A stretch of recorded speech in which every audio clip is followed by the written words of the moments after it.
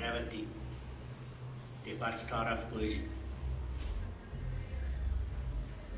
As usual, we have finished our ritual and it is customary to remember him and speak a few words about him. Most of you know most of the things that I am going to speak, but how many times have we not heard the same Ramayana story again and again with great interest? So, I take that to tell you what you know already. I have chosen today to talk Guruji as a great world citizen. He is such a colossal personality, and understanding the whole at the same time, it's not possible.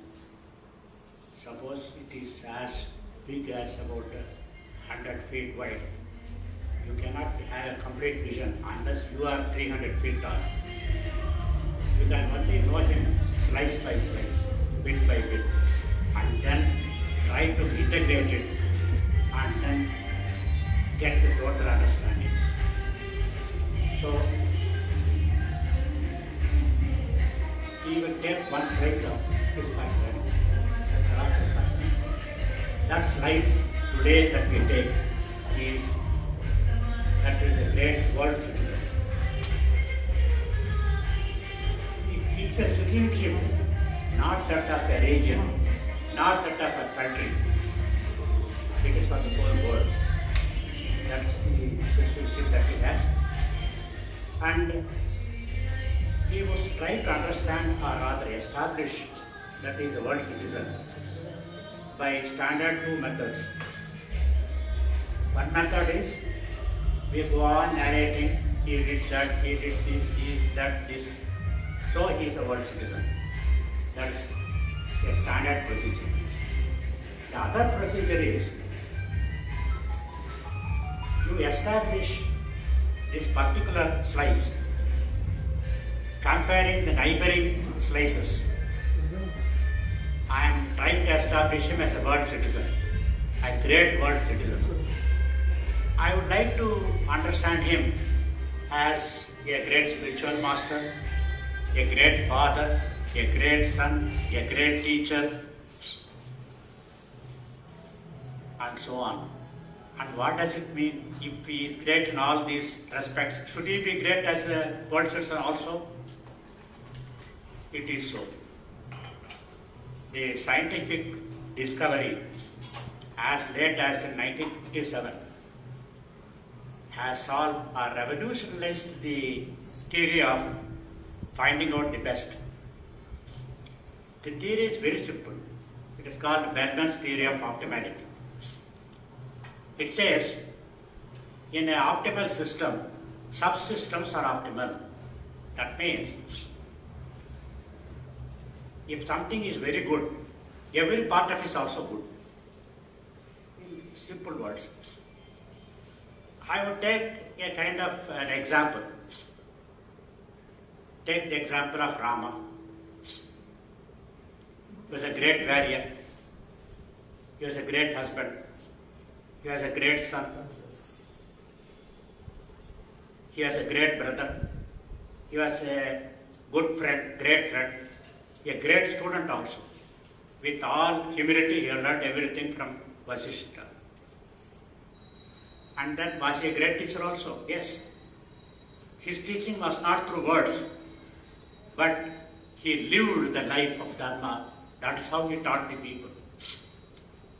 So, when he established one to be the best, all the rest are also the best, so far as the best person is concerned. It cannot be that he is a very good teacher but bad student. He is a very good son but not a good father. Such a thing cannot happen in the case of the best people. It can happen in our cases, but not in the cases of people like Guruji. Let us take the example of Krishna. He was a great teacher. He was a great student also. After Kamsavada, He went to Kasi, it seems, in the guise of a Brahmin, himself and Balarama. For 12 years, he was a student. He learned Vedas, Upanishads, everything. A question should arise, where was the need for Krishna to know all these things? He is someone from Goloka, the highest level of attainment. Should he not know all what these Upanishads or the Vedic Pandits are going to teach? Why should he learn that? It's a question, direct question that should be put. And it is proper to answer that question also. Why? He wanted to know to what extent the world knows about all them. Then from that level onwards to the ultimate level he will teach. He doesn't know what the world knows, how much the world knows. So he wanted to know what you know already. Then from that point onwards he will talk and reach the ultimate. So it is to understand what you know already, he tried to go to a teacher and learn all the Vedas, Upanishads, everything. So he was a great teacher, he was a great student, a great statesman, a great husband, a great son, actually a great citizen also. So in the case of Guruji, what can we say? He is a great son to his parents. He took his mother and father as his first gurus and learned many things from them. That many people could have done it. But what he did to his mother, nobody else would have done it. He gave the darshan of the ultimate to her in her last moments. Not only that, many people may not know it, that's why I am telling you. She is today doing tapas within Kailas. Guruji took her in his palm, went near Kailas and asked, Amma, go inside and do tapas. She is such a sattvic person, highly aware. She simply walked into the Kailas mountain and she is today in tapas. Can any son do better than what Guruji did as a son? No, it cannot be done. So he is a great son. Then a great husband. He gave the maximum freedom to mother. Some people also may do it because they are inefficient, so they will allow wife to do everything. Then, that's not the greatness there. When she left, we were very sorry. Guruji made one statement, which he alone would make. I am sorry to see you feeling sorry. So far as I am concerned, she has not left anywhere. I constantly feel she is within me. Can any husband tell like that? So he is the best husband. Great teacher. There is nobody else in my knowledge who has spoken so much on so many subjects compared to Guruji. Take astrology, take astronomy, take history, take spirituality, yoga, whatnot, national security, so many subjects. Then, that many people might have done also, I don't know. A statement I am going to make now, no teacher will make. As a teacher, I have not made it, I will not make. He said one day in my school, the progress report is that of the teacher, not that of the student. Can any teacher tell that way? The progress report is that of the progress of the student. Guruji said, if you don't progress, I will be responsible. My Guru will ask me, why is this man not progressing? The blame is not going to be placed on your doors. The blame is going to be taken by me. Can a teacher tell like that? As a teacher, I will not tell. No teacher will ever tell that way. That the progress report should be that of mine, not of that of you. He did it, he said it. That's the greatest teacher. Then, spiritual master. Many things have been spoken by so many things have been written by so many. I will not like to repeat all of them. I will only tell one thing which no spiritual master could afford to tell. He said one day, The smallest thing that I can give you is give you redemption from rebirth. Out of all many things that I can give you, the smallest thing is giving you moksha. I can give many more things more than moksha, it means that. And he says, I am telling you this because I can afford to tell that. That means I am so capable that I can give you moksha just like that, and I am able to tell you. So no spiritual master has said it. They have only told you the way. This is the way. Go and inquire. Who am I? Go. Or take this mantra, go. Take this yogic method and go. And the progress is yours. Rise and fall is your responsibility. If you want, you may come to me and ask for guidance. Nothing is assured, nothing is guaranteed. It is your own funeral. But he did not tell that way. So he said, the smallest thing I can give you is that. And I tell you because I can afford to tell you that. So, as a greatest spiritual teacher, nobody can excel him. Likewise, I can go on telling you every aspect of his personality. Everything is the greatest. As a world citizen, what has he done? How can he be called as a world citizen? First of all, who is a citizen? Who is a good citizen? Someone who responds to his neighbor. If he is in suffering, go and help him. If he is sorrow, share that sorrow. Take the responsibility. Know your duty. Know your responsibility.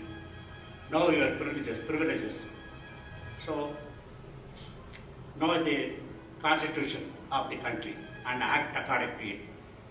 So, a good citizen is a good prerequisite for a good country.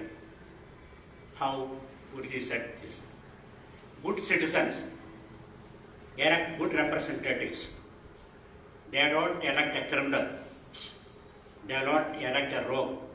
They don't elect someone who spends money to get elected. Good citizens would elect only good people. And good people will make good laws and give you good governance. Good governance again will create good citizens. And after some time, the whole country will consist of good citizens only. Reversely, not that good citizens will elect not that good representatives. They will make not that good laws, and they will govern in not that good way. Naturally, it is a vicious circle. After some time, the whole population will become corrupt. The population will become lawless. So, good citizenship is a prerequisite. He should respond to the needs of the fellow citizens. He should be proud of his culture. He should live in Dharma. Dharma is not to be understood as religion. It is a way of human life. Our Dharma is Sanatana Dharma, and the only aim of Sanatana Dharma is to get redemption. Evolution of the soul is the important. So, he was a great citizen that way. And he cared not only for our country, he cared for the whole world. He did many things for our own country that you can say so many others also have done. I am not going to tell you what others have done, what he had done. What I am going to tell you what he could alone do, others cannot do.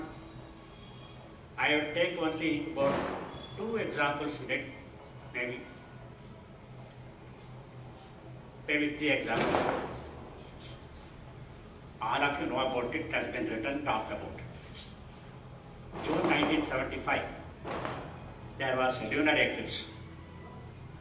And Guruji felt that there are going to be very poisonous radiations emanating from the moon that is going to trigger ill health and unknown diseases on the earth. So what he did was, he converted himself into a disc and went into the sky and blocked all the radiation. That day, the lunar eclipse was for 4.5 hours or so. So He was there as a disc for 4.5 years to protect the earth from harmful radiation. That is the citizenship that he had. That is the welfare that he thought about for the whole world. That's one thing. Another one, he felt that economic revival is required for the entire world, and more so to a country like US. Why US? It's a country where the laws of the governance are so excellently drafted by great people like Abraham Lincoln. Guruji used to place Abraham Lincoln on par with Mahatma Gandhi, no less. So he was a great humanist. He has given such a law that it is exemplary in nature.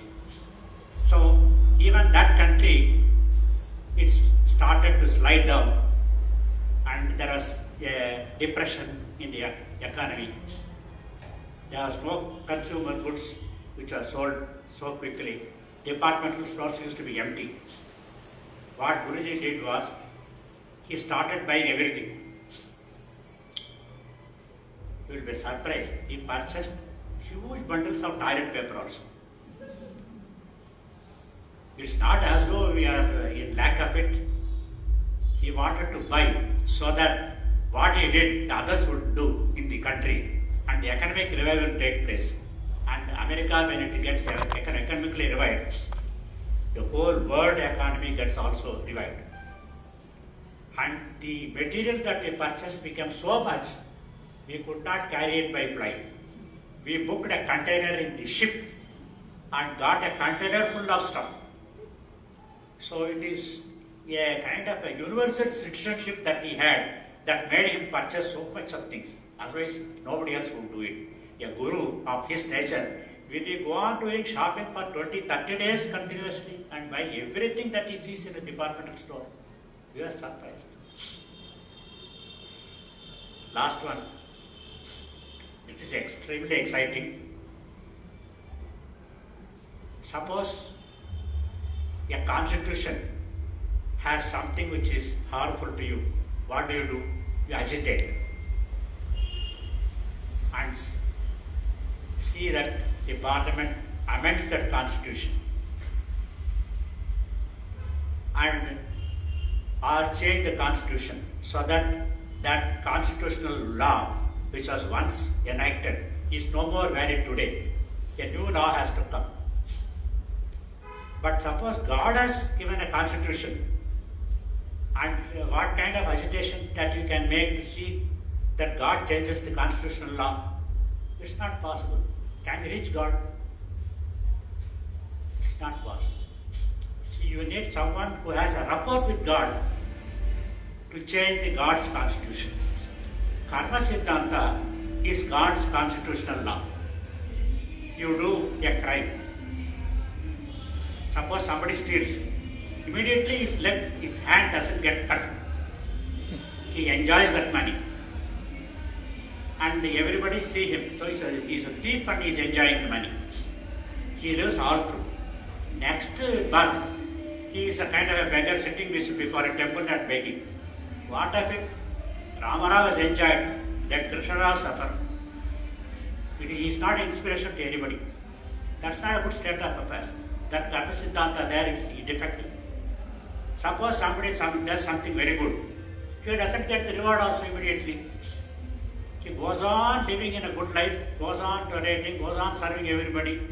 He lives all the life in poverty. Next birth, whatever he touches becomes gold. And he enjoys in wealth. Now, unknown to he doesn't know the reason why he is getting so much money. Whatever he does, he gets money.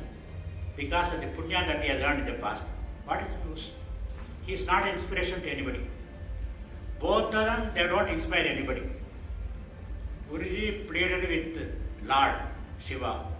Sir, your enactment of Karma Siddhanta was good in those days.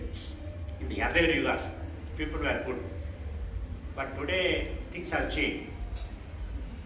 That is your own dictate, the Yuga Dharma. So today, the criminal should get the punishment immediately, so that people will know that crime gets you punishment immediately and they will not do the crime. Second thing, he will also get reformed. I have done a crime, I have enjoyed the punishment, so I will not do the crime once again. Guruji always used to tell me, a reformed criminal is always better. He will be a source of inspiration to others. There is no point in punishment at all, he used to say. I believe, as a police officer, he went to the jail one day and interviewed 4 Naxalites ready to be hanged next day.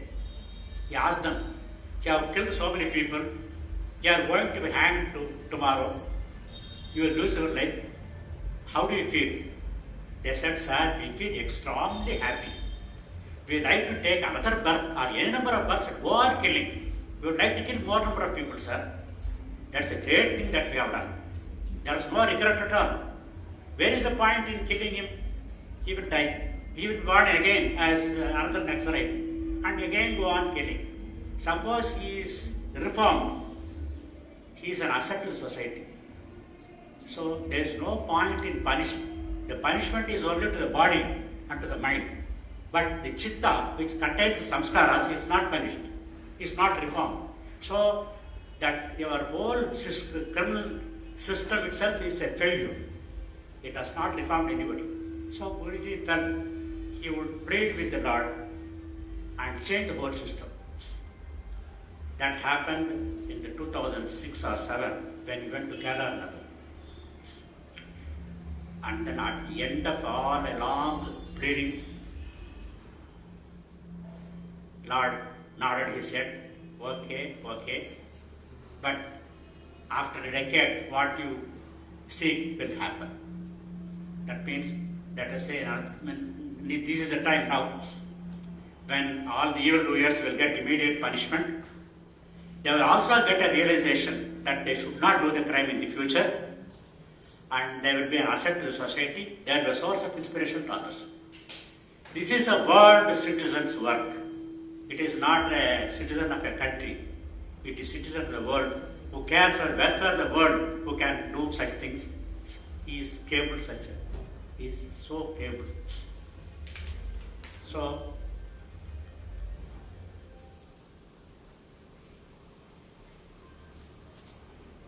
he can place him on par with great world citizens like Agastya, like Vishwamitra or Vasishtha. You can ask the question, you say so, all are born in India. Why is it so? Why were they not born elsewhere? Guruji always used to tell me that we are the gurus of the whole world. We are going to be the gurus of the whole world. If not today, tomorrow. We are the source of inspirations, guidance, and source of education to the whole world. So it is here people are to be trained to be model citizens, and the world has to follow our example. The work has already started, he said. Our Guru Parampara would make that happen. Because of consumerism, materialism, we have gone back in our values, but we will revive and we will become the world gurus one day. And he said, very funnily, the Indians are more prone to give serious thought to what has been said about themselves by a foreigner. If I go on talking to you about Upanishad, you are not that attentive. If David Frawley comes and talks about the greatness of Upanishad, you are willing to hear it and appreciate it so much. So he told me, why not experiment it? You tell me where I should be born abroad, and I will start the teaching. Then I thought, all right, America is no good. England is so serious. France is, they are pleasure loving. I went on eliminating countries. Finally, I said, sir, Holland is a very balanced country. People are sattvic. They are good. Why don't you take a birth in Holland and teach about Indian values, Indian culture, Indian civilization to the whole world. He said, I will do. Sir, what about us? We would not know. Oh, don't bother. Your grandchildren or children may recognize me. They will see me. It is not important that you see me. If I see you anywhere, wherever you are, that is okay. So, Guruji is going to take a birth somewhere abroad, maybe Ireland, maybe somewhere, and teach Indian spiritual values and make us more popular. Then the whole world will look to us for guidance. This is what he said. This will happen. And this is one slice of his personality as a word citizenship that I want to speak today. So, if he's a word citizen, he is also a word teacher, he is also a word guru. So, all other aspects are also the best in him. See, the people would generally say, he's such a good man, but he's so bad in something else. It does not happen that way. Either he is bad in both, or he is good in both. Very good in one and very bad in another. That's not going to be scientifically acceptable. That's not correct. That's not true. That's what I would like to conclude.